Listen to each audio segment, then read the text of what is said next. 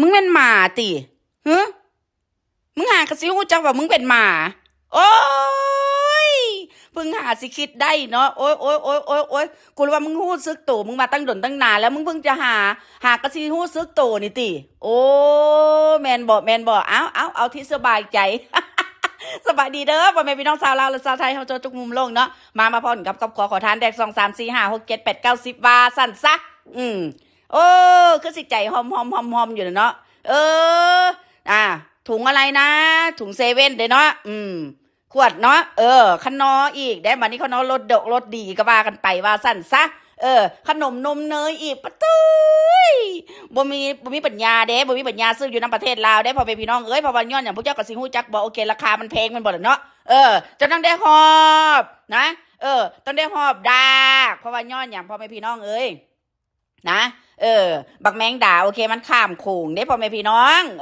เจ้าก็ได้ซื้อมาฝากว่าสั่นซะพอให้อีขี่ข่ามันได้ดีมกดีใจเพราะแต่ว่าเห็นหน้าบักเปนี่ปุ้ยทรงพลังขึ้นมาทันทีเนาะอีหาภาคยองซีนมึงเอ้ยฮะเป็นอย่างคือบรีวิวให้ติงแตกมึงเบิ่งเด้ฮะให้แอดซี่มึงเบิ่งเด้ห้องเซาห้องไม้น่ะมันเป็นจังใดฮะ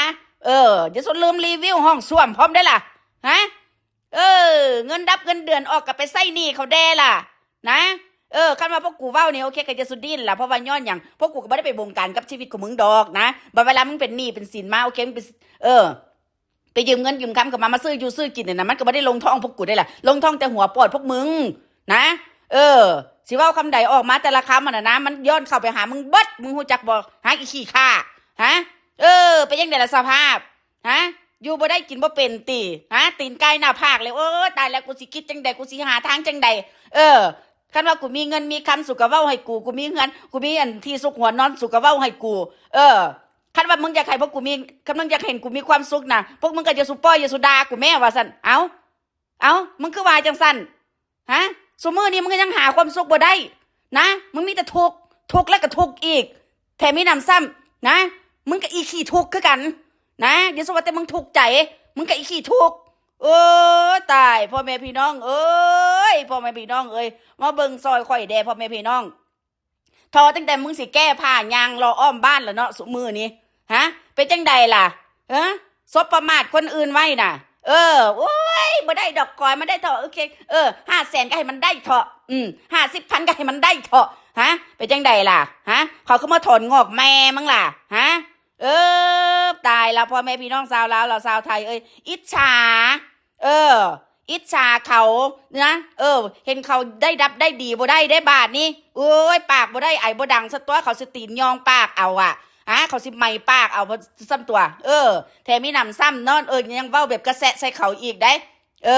หาเรื่องหาเล้าเอาชีวิตของเขาเดี๋ยวโอเคมาหาอยู่หากินเอาเงินเข้ากระเป๋าตัวเองเป็นจังใดล่ะมึงล่ะฮะ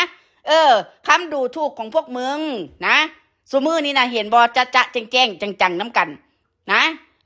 ปากบ่ได้ไอ้บ่ดังเลยเด้อพ่อแม่พี่น้องตอนนี้นะแต่ว่าก็เบิ่งไปน้ำกันว่าโอเคอีหาหมอนมันสิมีที่สุกที่ส้นหัวนอนบ่ว่าสั่นซะซุมือนี่โอเคคิดนักละพ่อแม่พี่น้องแต่มีนำซ้ำนะโอเคยังเว้าหยังก็บ่ได้ว่าสั่นซะเด็ดลงไปเลยเด้เอ้าเฮ็ดหยังเฮ็ดเพื่อนหยังเฮ็ดเพื่อนลูกเขยมันเปิ้นว่านะอันนี้ลูกชายค่อยเอาไปเอามาพ่อแม่พี่น้องถือพวกมันหลอกจนได้เนาะเท่าสิตายยังบ่มีเฮาที่สุกหัวนอนคิดเบิ่งเอาเนาะมึงจำใส่กะลาหัวมึงไว้เด้ออีหมอนเด้อว่าการที่ว่ามึงเคยดูถูกคนอื่นน่ะนะเฮ็ดผาชีวิตมึงตกต่ำซำใดมึงเห็นบ่มึงเห็นตำหูตำตาบ่บาดนี่น่ะนะเนาะเป็นหรอพ่อแม่พี่น้องนะมาค่ะโง่เข้ามาหาบักปีบักแมงด่ามึงก็ข้ามไปอยู่เด้บ่แม่นติฮะมึงยังมึงก็บ่ไปนะมึงก็บ่ไปละกวดสุขภาพมึงมาเว้าตายหาโคตรพ่อโคตรแม่อย่างมึงฮะใครสิไปวนวายนั่นกับพวกมึงกระดักกระดอฮอดป่านนั่นนะพวกสู่สแตกอย่างพวกสู่กระหู้จักพวกสู่กระหู้อยู่แก่ใจอันใดมันสิมีประโยชน์หรือว่ามันบ่มีประโยชน์ฮะอันนี้มึงสแตกมึงเข้าไปนะเขาบ่สแตกกันนะก็สแตกอยู่โดนเทื่อนึงเอาว่ามันร้อนมันมาสแต็ก2-3มื้อโอเคสแต็กซอยจุ2-3มื้อสแต็กซอยจุ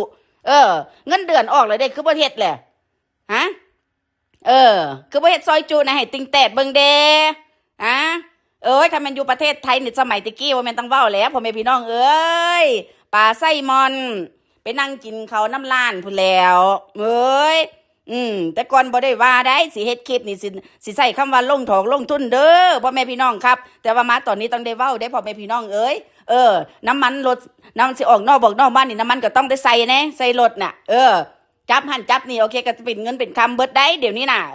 ต้องได้เว้าต้องได้เพราะว่าย้อนอย่างย่านเจ้าหนี้สิแลนมาหาว่าซั่นซะย่านเจ้าหนี้สิฮู้จักกูต้องเว้ารัดไว้ซะก่อนนะแล้วมาคราวนี้เด้พ่อแม่พี่น้องเอ้ยปากบ่ได้ไอ้บ่ดังคือเก่าเนาะคนคือบักเปนะว่าพ่อแม่พี่น้องนะเตะกับปิ๊บกันยังบ่ดังแล้วนะปานนั้นอี5ครั้งครบโอเคเทิดทูนหลายบูชาแท้บูชาว่าบัดสุดท้ายมาเบิ่งสภาพตัวเองได้บาดนี้ชีวิตย่ำแย่แถมมีนำซ้ำนะยังเอาพาผัวนี่เอาเข็มมาดปอกลอกมาผ่านแม่เด็กผ่านพี่ผ่านน้องนะงูจักเราบอกว่าเนี่ยว่าโอเคเว้นกรรมมันเป็นแบบใดมึงงูจักเลยตีว่าโอเคบาปกรรมมันเป็นแบบใดฮะคือสมือนี่แหละว่ามึงเฮ็ดอหย่างไว้น่ะมันแลนเข้าหามึงเบิดนะมึงดูถูกคนโอเคคนอยู่ห้องสี่เหลี่ยมมึงดูถูกคนอื่นบ่ได้อยู่บ่ได้กินก็กินกับมึงมึงดูถูกคนอื่นว่าโอเคบ่มีปัญญาโอเคส่งเสียพ่อแม่โน่นนี่นั่นเข้ามึงเบิดนะคำสาปแซมของแม่มึงอีกบวกกับโอเคมึงด่าทั่วทิพย์ทั่วแดนมึงเห็นบ่ลูกมึงเว้าได้บ่บาดนี่น่ะฮะลูกมึงเว้าบ่ได้ผีปิดปากลูกมึงนะย้อนความระยำต่ำบอลของมึงคำว่าบักฮาหน้าหีนั่นก็คือกันพ่อแม่พี่น้องมาพากเสียงใส่เอาอีนี้มาสเต็กมีมาม่า2 ห่อมึงอยากให้มันสเต็ก2 ห่อเฮ็ดอีหยังบักเป๋10 ห่อรถเมย์คือแบบอีค้างคกน่ะมันเว้าออกมาน่ะอย่าเค็ดใส่พวกกูอยากประชดพวกกูว้ายพวกกูสิไปงึดอย่างมันอันนี้ก็ลูกมึงมันว่าเป็นลูกพวกกูให้มันกินไปโลดสากาแฟน่ะกาแฟนมเย็นนั่นโอหลอกโอเลี้ยงนั่นให้มันกินโลดนะมันจะค่อยสิได้ใหญ่สูงมันจะค่อยสิได้ผิวนวลนะมันจะได้สิผิวมันจะค่อยสิได้ผิวออล่ามันจะค่อยสิบ่ได้เตี้ยมาขามคอเดียวคือพ่อคือแม่มันตายเนาะบ่มีคำสิเว้าเบิดประเด็นสิเล่นพ่อแม่พี่น้องออกมานั่งเว้าโอเคเขาบอกว่าโอเคคนบอกคอมเมนต์ไปด่าเนาะโน่นนี่นั่นแต่ก่อนคือว่าเขาแนะนำดีกระดักกระดอซะฮะกูบอกมึงมาหลายเทื่อเลยเด้อีค้างคกบุญหัวมึงซำใดเลยที่ว่ามีคนคอยติเตียนคนคอยเกานะแนะนำแนวทางนะการใช้การดำรงชีวิตนะทั้งที่ว่ามึงไปอยู่ประเทศไทยมึงรอดออกจากแตดแม่มึงมาแท้ๆแม่มึงยังบ่เคยสอนมึงแบบนี้จักเทื่อฮะสุดท้ายมาไม่เหลืออะไรนะเป็นหนี้อ้อมคอหอยวันดีขึ้นดีก็เอาประเด็นแล้วไอ้ลิงขึ้นมาเว้าวันดีขึ้นดีก็โอ้ยเอาเรื่องอันนี้ก็ทะเบียนสมรสขึ้นมาเว้าวันดีขึ้นดีก็โอ้ยพุ่นเอารับรองบุตรขึ้นมาเว้าตายปะนั้นโอเคอ้างคักอ้างแน่ว่าลูกคนไทยหักแม่ซัวแม่มาแม่มันคิดเองบ่ได้บ่มีความสามารถปกป้องลูกตัวเองนะซุมื้อนี้มึงเบิ่งแดสภาพฮะว่าลูกมึงเนี่ยโอเคสิได้ใส่ซิทบ่ใส่ซิทคนไทยบ่ฮะทั้งที่ว่าพ่อมันแท้ๆน่ะนะพ่อมันเป็นคนไทยแท้ๆพ่อมันน่ะมันสิมีความสามารถบ่ฮะสิปกป้องจะเพื่อลูกได้เพราะว่าย้อนหยังนะคนขึ้นกับมึงในค้างคุกนะเมียกับเมียนอกสมรสนะคือมึงก็เป็นเมียคือเมียติดใจสำนึกมึงบ่มีความหมายมึงบ่มีความสำคัญต่อชีวิตของบักปีมึงรู้จักบ่แม้กระทั่งลูกมันก็คือกันแม้กระทั่งลูกมึงก็คือกันมันบ่มีความหมายต่อบักปีซุมื้อนี้มันเป็นอย่างมันจะคอยอยู่กับมึงฮะเพราะว่ามึงหาเลี้ยงมันเด็กนะหาเลี้ยงมันนะคันเขาบอกว่าเป็นยังเงินคำกำแก้วนี่นะมีคือบ่ประหยัดคือบ่อดหอมรอมริดเป็นยังคันว่าเงินบ่พอใช้ดอกใช้หนี้เป็นยังคือบ่ไปซอกหาเฮ็ดเวียกงานทำมึงอ้างมาเบิดเพราะว่าย้อนหยังเพราะมึงก็กล้าว่าโอเคสิขอทานแดกได้ง่ายๆเติมอีกฮะเพราะมึงก็กล้าว่าโอเคสิมีคนโอเคเข้าหลังบอกหลังบ้านป้อนให้พวกมึงฮะ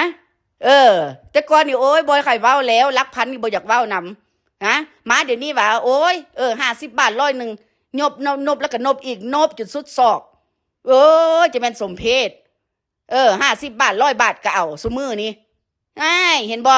นี่แหละเขาห้องว่าเวรกรรมนี่แหละเขาห้องว่าโอเคบาปกรรมนี่แหละเขาห้องว่าโอเคนรกน่ะนะนรกนั่งอยู่ในใจมึงอีหลีซุมื้อนี้น่ะมึงหาความสุขบ่ได้ดอกนะ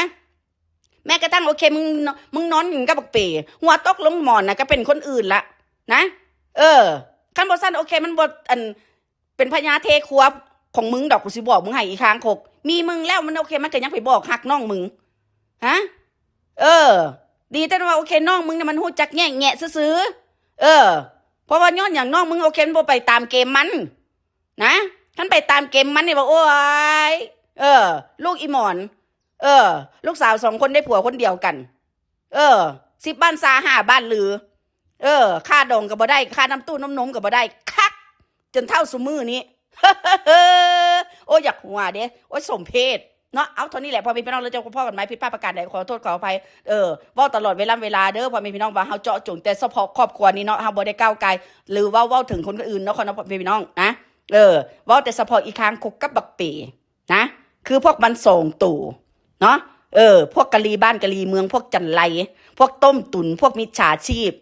นะพวกฆ่ามนุษย์ข้ามชาติต้มตุนข้ามประเทศเนาะไอพวกสแกมเมอร์ใหญ่สแกมเมอร์มันให้กดสแกมเมอร์ตัวพ่อแม่พี่น้องพวกนี้นะเนาะเอาแล้วไว้เจอกันใหม่นะจ๊ะทุกคนโอเคบ๊ายบาย